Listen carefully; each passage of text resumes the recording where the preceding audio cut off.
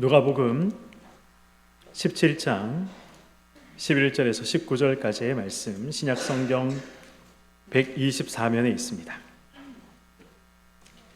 우리 교독하도록 하겠습니다. 예수께서 예루살렘으로 가실 때에 사마리아와 갈릴리 사이로 지나가시다가 한 마을에 들어가시니 나병 환자 10명이 예수를 만나 멀리 서서 소리를 높여 이르되 예수 선생님이여 우리를 불쌍히 여기소서 하거늘 보시고 이르시되 가서 제사장들에게 너희 몸을 보이라 하셨더니 그들이 가다가 깨끗함을 받은지라. 그 중에 한 사람이 자기가 나은 것을 보고 큰 소리로 하나님께 영광을 돌리며 돌아와 예수의 발 아래에 엎드려 감사하니 그는 사마리아 사람이라. 예수께서 대답하여 이르시되 10사람이 다 깨끗함을 받지 아니하였느냐? 9은 어디 있느냐? 이 이방인 외에는 하나님께 영광을 돌리러 돌아온 자가 없느냐 하시고 함께요. 그에게 이르시되 일어나 가라. 내 믿음이 너를 구원하였느니라 하시더라. 아멘. 네, 가수 인순이 씨의 이야기입니다. 인순이 씨가 어떤 분이다라는 걸 다들 잘 알고 계시리라 생각합니다. 또 그분이 혼혈이다라는 것도 잘 알고 계시죠. 지금은 사람들의 인식이 많이 변했지만 그러나 예전에는 혼혈에 대한 그런 이제 편견이 있었습니다. 특별히 이 가수 인순이 씨가 또 어릴 때 자라날 때만 하더라도 그런 편견들이 우리에게 있었죠. 그래서 우리 인순이 씨도 많이 따돌림 당하고 그리고 또 놀림을 당했다고 합니다. 그런 이 어린 인순이에게 다가왔던 사람이 있습니다. 이 주한미군에 근무하던 이 미군 장병 한 명이 이 따돌림 당하고 놀림을 당하는 이 인순이에게 찾아와서 마치 친오빠처럼 따뜻하게 대해주며 그를 위로해 줬다고 합니다. 1973년 이제 이 병사가 이제 본국으로 돌아가게 되었습니다. 어쩔 수 없이 이제 인순이와도 이별을 해야 했던 것이죠. 그리고 세월은 흘러서 이 38년이라는 시간이 지났습니다. 우리가 잘 알고 추측하시겠지만 38년이 지난 그때에 이제 그 인순이는 어릴 때의 인순이가 아니죠. 모든 국민들의 사랑을 받는 가수로 또 이 대스타가 되어 있었습니다. 이 인순이의 마음에는 그런 마음이 있었다고 합니다. 이 고마운 마음, 그 어릴 때 나를 위로해주고 나를 따뜻하게 대해줬던 그 사람에게 나의 이 모습을 보여주고 싶고 그리고 또 고마운 마음을 꼭 표현하고 싶다. 그런 이제 마음을 가지고 또 인터뷰도 하고 그랬었습니다. 그런데 이제 이 한국의 유명한 가수가 이 한국에서 복무했던 그 미군에게, 이름도 모르는 그 미군에게 감사의 마음을 전하고 싶다, 만나고 싶다라는 이러한 소문이 퍼지고 퍼져서 미 2사단 사단장 귀에 들어가게 되었다고 합니다. 그리고 그때 당시에 이 한국에서 복무를 했던 사람이 누구인가 또 수소문하고 수소문에서 결국은 찾게 되었는데 그 사람의 이름이 이 로널드 루이스라는 사람이었습니다. 이 가수 인순 씨가 이제 이 사람을 정말 극적으로 기적적으로 만나게 되었죠.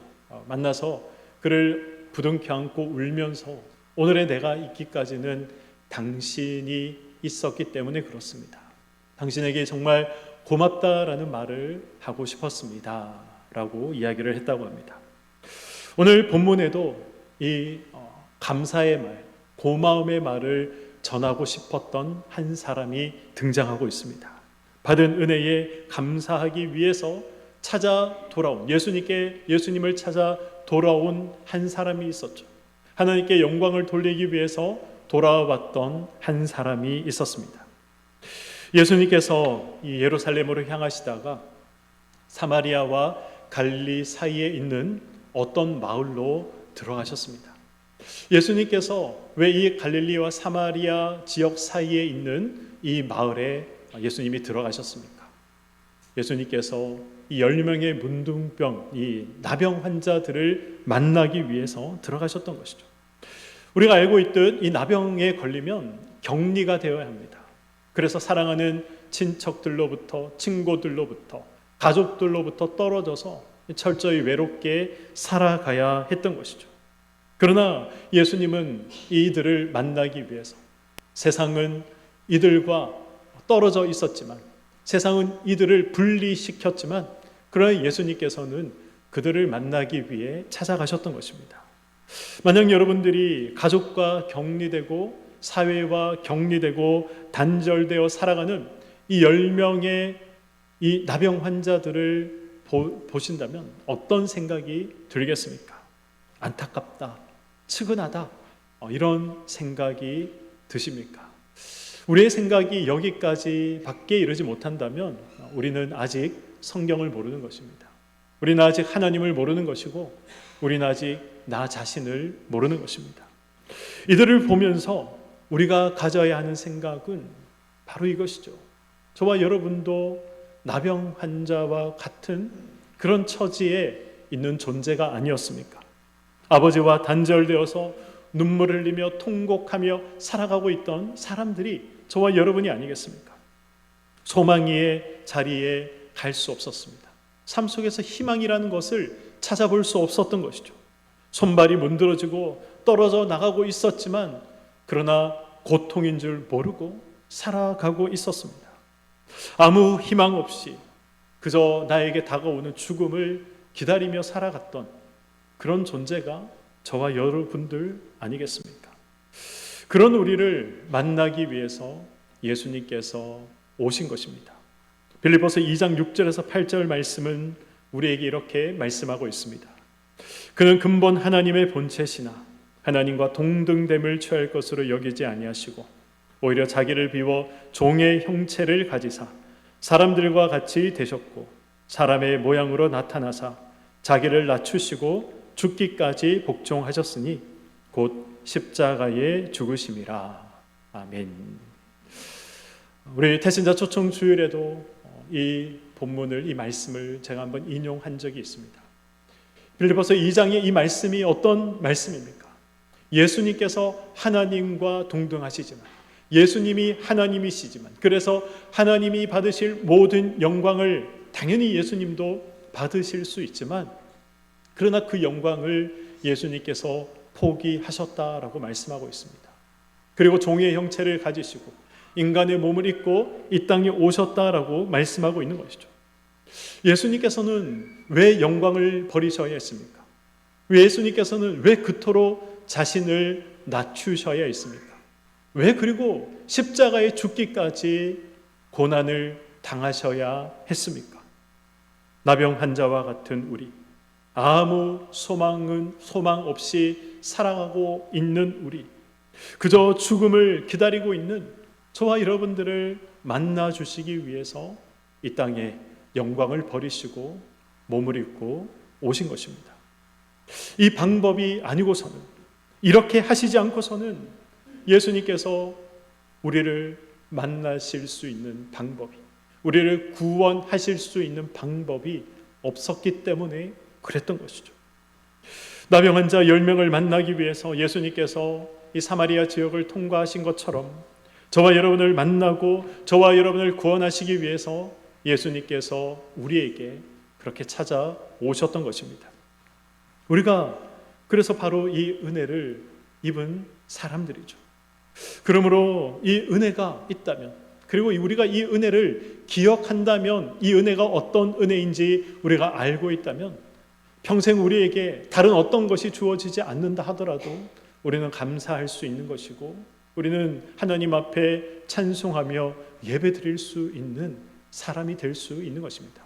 하박국 선지자의 말처럼, 그의 고백처럼 외양간에 송아지가 없고 우리의 양떼가 없더라도 하나님 앞에 감사할 수 있는 이유가 여기에 있는 것이죠. 10명의 나병 환자들은 예수 선생이여 우리를 불쌍히 여기소서, 우리를 불쌍히 여기소서, 그렇게 한 목소리로 외치며 예수님을 불렀습니다. 이 10명의 나병 환자들은 예수님에 대한 소문을 듣고 이미 알고 있었습니다. 예수라는 사람이 못 고칠 질병이 없단다. 예수라는 사람이 귀신도 내어 쫓는다고 하더라. 이런 소문을 듣고 알고 있었습니다. 그런 예수님께서 자기 마을에 찾아왔던 것이죠. 그래서 지금 당장이라도 예수님 앞에 찾아가서 예수님을 붙잡고 싶지만 그러나 그들은 그럴 수 없었습니다. 그래서 이들이 했던 것은 이 10명이 합심해서 예수의 이름을 불렀던 것이죠. 마태복음 18장 19절을 보시면 예수님께서 이렇게 말씀하십니다. 너희 중에 두 사람이 땅에서 합심하여 무엇이든지 구하면 하늘에 계신 내 아버지께서 그들을 위하여 이루게 하시리라. 무슨 말씀입니까? 두 사람이 땅에서 합심하여 무엇이든지 구하면 이라고 말씀하고 있기 때문에 그러면 꼭 두 사람이어야 하는가? 세 사람은 안 되는가? 이렇게 생각하실 분은 안 계시리라 생각을 합니다. 이 두 사람만 모여도 어떻습니까? 두 사람만 모여도 생각이 다 다릅니다. 두 사람만 모여도 바라보는 것이 방향이 다른 것이죠. 그래서 한 마음 되는 것이 너무나도 어렵다는 것입니다. 합심이 무엇입니까? 합심이라는 말은 마음을 하나로 모은다라는 말입니다. 합심하려면, 마음을 하나로 모으려면 어떻게 해야 됩니까? 바로 바라보는 것이 동일해야 하는 것이죠. 하나님 앞에 구하는 것이 동일해야 하는 것입니다. 배가 만약에 침몰하고 있다면 그 배 안에 타고 있던 사람들이 합심해서 구하는 것이 무엇이겠습니까? 살려달라라는 것 아니겠습니까? 이곳에서 살아나고 싶다. 누군가 와서 건져주면 좋겠다. 이런 마음들이 동일하게 있지 않겠습니까? 한 마음을 가지고 한 방향을 바라보는 것, 한 곳에 마음을 모으는 것, 이것이 바로 합심이라는 것이죠. 우리는 무엇으로 합심해야 합니까? 어디에 우리의 마음을 하나로 모아야 합니까? 성경은 먹든지 마시든지 무엇을 하든지 주의 영광을 위해서 하라라고 말씀하고 있습니다. 먼저 그의 나라와 그의 의를 구하라라고 말씀하고 있지 않습니까? 여기에 우리가 우선순위를 두고 우리의 마음을 모아야 하는 것이죠. 이것을 위해서 우리가 합심해야 하는 것입니다. 그러면 하나님께서 일들을 이루어 나가시는 것입니다. 엉뚱한 것에 하나 되지 않기 위해서, 우리가 엉뚱한 것에 합심하지 않기 위해서 어떻게 해야 됩니까? 알아야죠. 하나님이 누구신가 알아야 합니다. 하나님의 마음을 알아야 합니다. 하나님의 뜻이 어디에 있는가, 우리가 이 사실을 알아야 우리가 엉뚱한 곳에 마음을 두지 않을 수 있고 우리가 엉뚱한 것을 바라보지 않을 수 있는 것입니다. 그래서 이 일을 위해 하나님께서 누구를 세우십니까? 말씀을 가르치는 자를 세우시는 것입니다. 이 일을 위해서 마음을 하나로 모아 이끌어갈 인도자를 하나님이 세우십니다. 그 세우신 사람이 누구입니까? 바로 목사인 것이죠. 담임 목사 제가 위임을 받을 때 교회가 5가지 서약을 했습니다. 우리 교회뿐만 아니라 모든 교회가 위임할 때 교인들이 이 5가지의 서약을 합니다. 그 중에 하나가 이것이죠. 여러분도 하신 서약입니다. 여러분은 겸손하고 사랑하는 마음으로 그의 교훈하는 진리를 받으며 7일을 복종하기로 승낙하느뇨? 라는 이 질문에 여러분들은 모두 예라고 하나님 앞에 서약하셨습니다. 이 서약의 의미가 무엇입니까? 목사가 하나님의 영광을 위해서, 성도의 신앙의 유익을 위해서, 영혼 구원을 위해서 일하고자 하는 그 모든 일에, 그 모든 방향에 내 주님 저의 마음도 하나로 모으겠습니다. 그 의미로 네라고 여러분들이 서약하신 것입니다. 부흥하는 교회의 특징이 무엇입니까? 부흥하는 교회의 특징은 합심한다는 것입니다. 합심하여 기도한다는 것이죠. 합심하여 주의 일을 감당한다는 것입니다. 그때 교회가 부흥하는 것이고, 그때 은혜가 임하는 것이고, 그때 하늘의 문이 열려 놀라운 역사가 나타나는 것입니다. 저는 우리 교회가 합심하여 기도하고 합심하여 주의 일을 감당하는 교회 되기를 소망합니다. 그때 역사가 일어나는 것입니다. 10명의 나병 환자들이 합심하여 외쳤습니다. 한 마음으로 외쳤습니다. 그때 어떤 일이 일어납니까? 그들의 모든 이 나병이 치유되는 역사가 일어났습니다. 물론 오늘 본문 14절을 보시면 예수님은 제사장에게 가서 몸을 보이라라고 말씀하셨습니다. 그리고 이 말씀에 순종해서 제사장에게 몸을 보이러 가는 도중에 이 나병이 치료되었다라고 성경이 기록하고 있습니다. 우리는 오늘 이 본문, 오늘 이 사건을 보면서 조금 이상하다라고 생각할 수도 있습니다. 예수님은 어떤 분이십니까? 죽은 자도 말 한마디로 즉시로 살려내신 분이 예수님이십니다. 지금까지 예수님께서 수많은 병자들을 말씀으로 즉시 치료하시지 않았습니까? 그러나 오늘 이 사건에서는, 이 10명의 나병 환자를 고치는 이 사건에서는 예수님께서 그렇게 하지 않으셨습니다.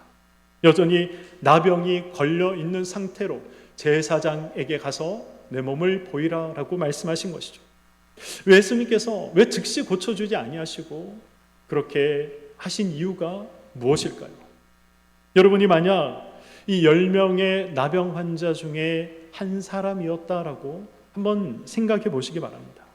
예수님께서 만약 즉시 치료해 주셨다면, 그래 알겠다, 이제부터 너의 병이 깨끗하게 치료될지어다 라는 이 예수님의 말씀 한마디에 즉시 이 모든 나병들이, 내가 가지고 있는 이 질병이 치료되었다면 무슨 생각을 하시겠습니까?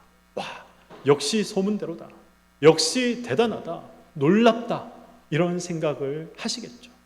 그러나 거기가 끝입니다.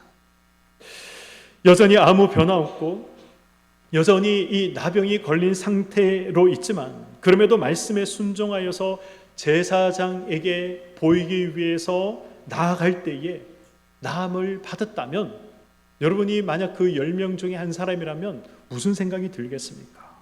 역시 순종하니 하나님께서 역사하시는 거예요.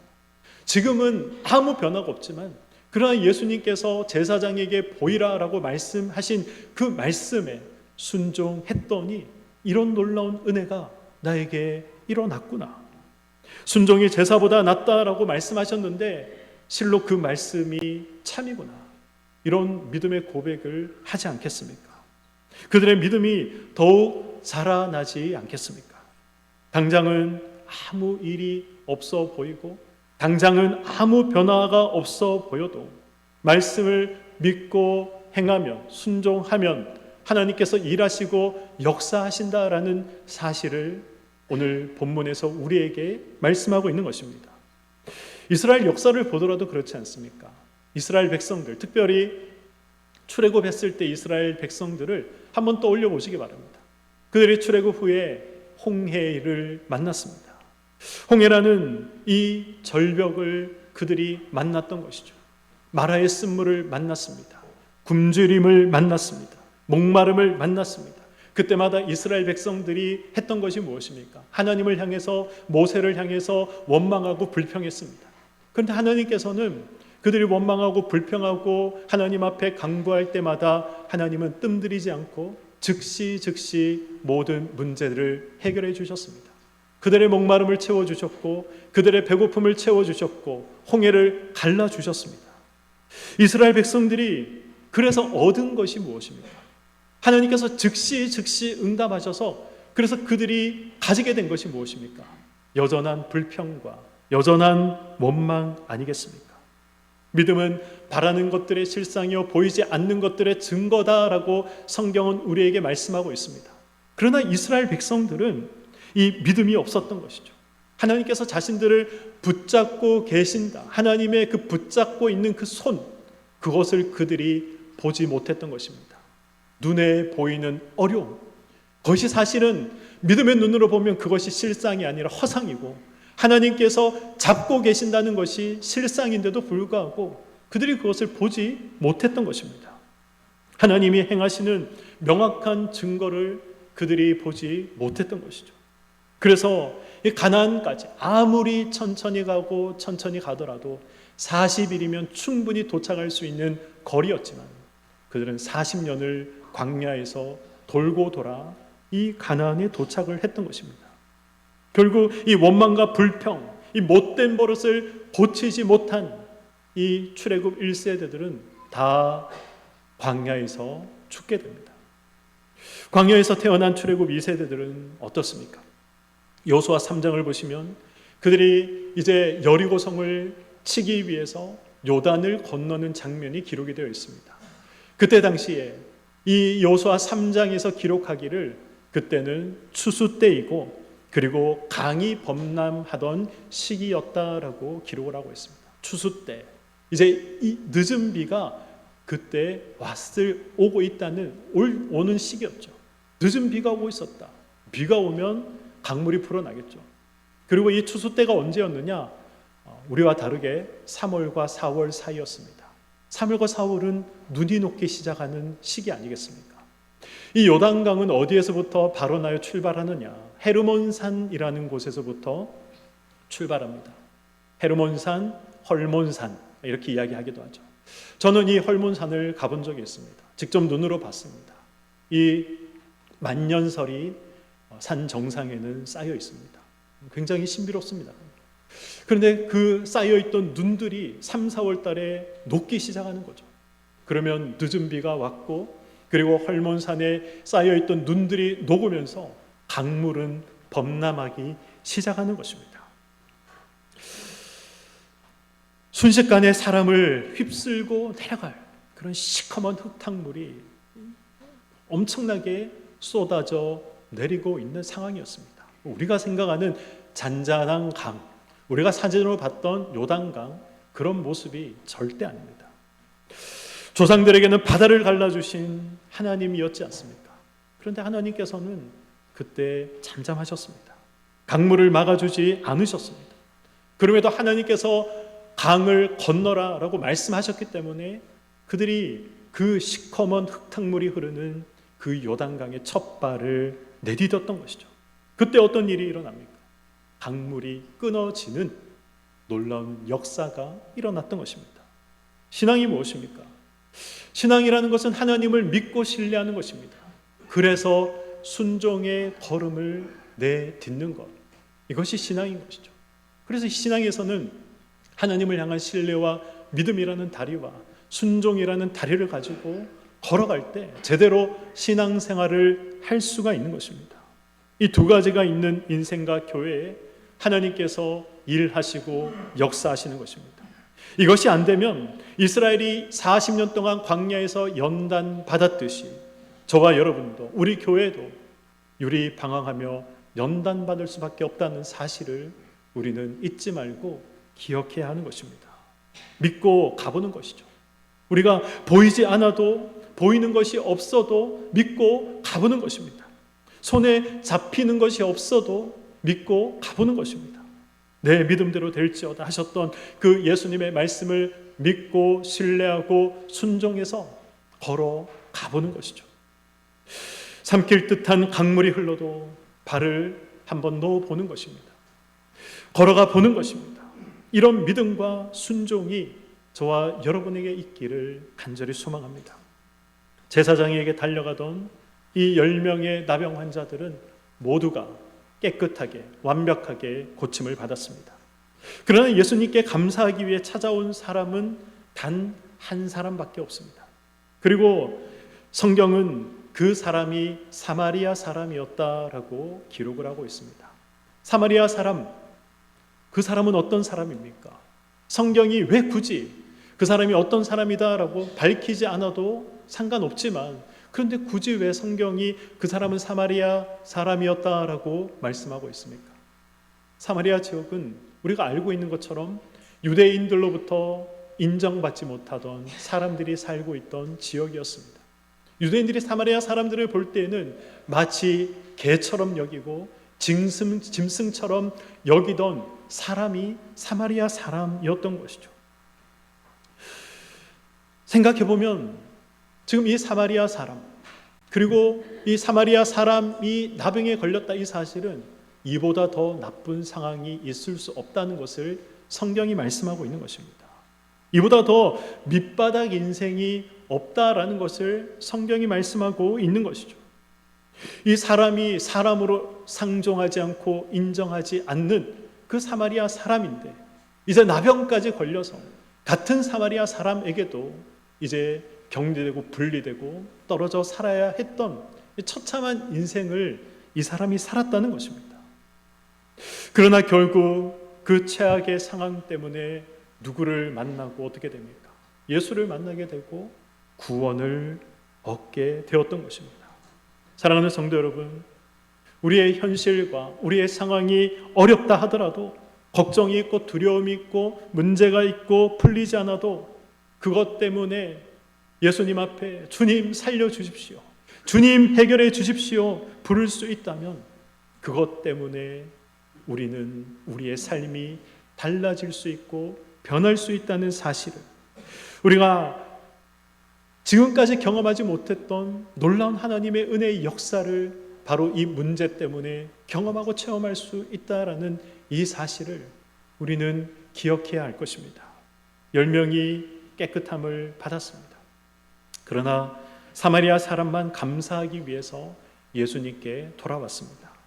오늘 본문 17절을 보시면 예수님은 10사람이 다 깨끗함을 받지 않았느냐, 나머지 9은 어디 있느냐라고 이 돌아온 사마리아 사람에게 물으셨습니다. 사랑하는 성도 여러분, 이 9명은 어디에 있을까요? 이 9명. 레위기 14장을 보시면 나병에 걸렸다가 낫게 되면 이 제사장에게 가서 보이라라는 말씀이 기록이 되어 있습니다.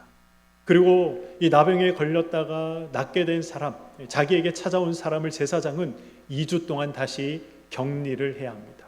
그리고 정말 이 나병이 완치됐는지 안 됐는지 2주 동안 살펴보면서 더 이상 이 나병의 증세가 나타나지 않으면 이제 제사장이 공식적으로 선포합니다. 이 사람은 깨끗하게 되었다, 나음을 입었다. 그러면 그제서야 가족에게 돌아갈 수 있고 이제 이 유대 사회의 일원으로서 생활할 수 있었던 것이죠.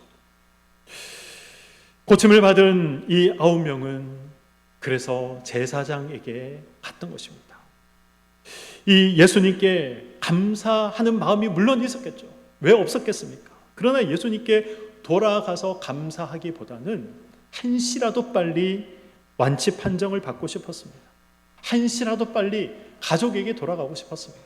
한시라도 빨리 자기가 원하는 삶, 지금까지 하지 못했던 그러한 이 삶을 누리고 싶었고, 그리고 이 유대 사회의 일원으로 살아가고 싶은 그러한 마음이 있었던 것이죠. 자기 삶을 되찾고자 하는 마음이 그들에게 있었던 것입니다.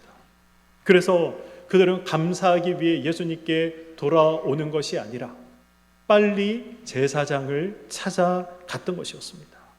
결국 무엇입니까? 감사보다 자기 일이 더 중요하고 더 급했다라는 것을 말씀하고 있습니다. 오늘 본문 18절을 보시면 감사에 대한 예수님의 중요한 관점 하나가 기록이 되어 있습니다. 본문 18절 말씀, 이 이방인 외에는 하나님께 무엇을 돌리는 자가 없다고 합니까? 영광을 돌리러 돌아온 자가 없다라고 말씀하고 있습니다.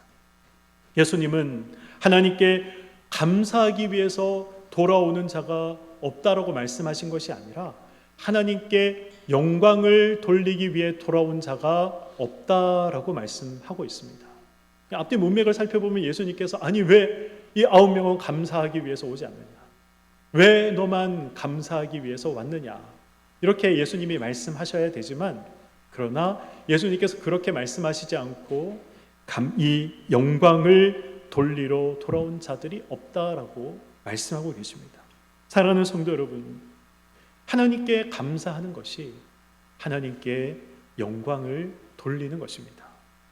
영광을 돌린다는 것은 감사하기 위해서 우리의 생각과 우리의 마음과 우리의 삶을 하나님께 돌이키는 것입니다.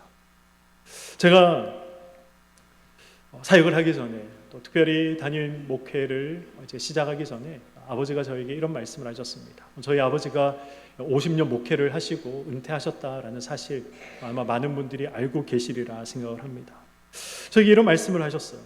목사에게 노예가 중요하지만 그러나 노예에서 정치는 하지 말아라. 목사가 노예 일, 총회 일에 매달리면 자기 경건을 위해서 쓸 시간이 없다.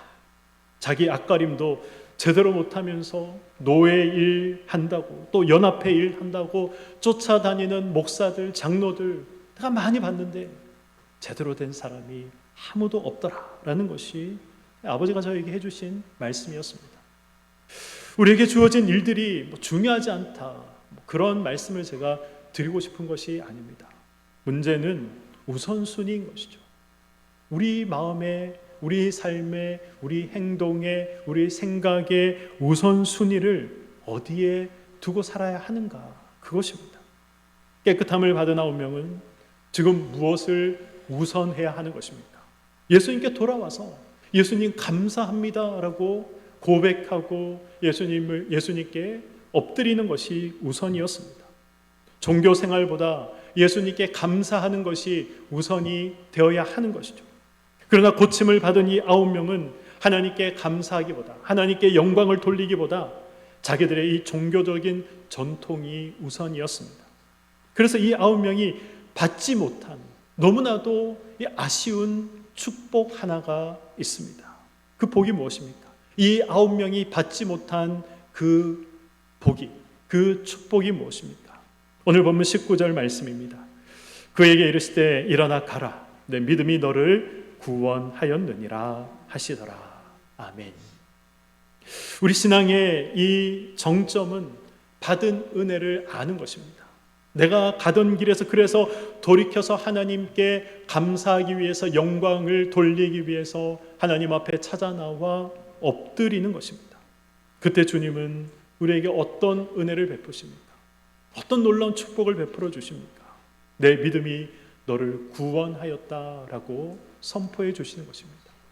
예수님께서 말씀하신 이 구원이라는 것은 물론 저와 여러분의 영혼 구원을 말씀하시는 의미도 있습니다.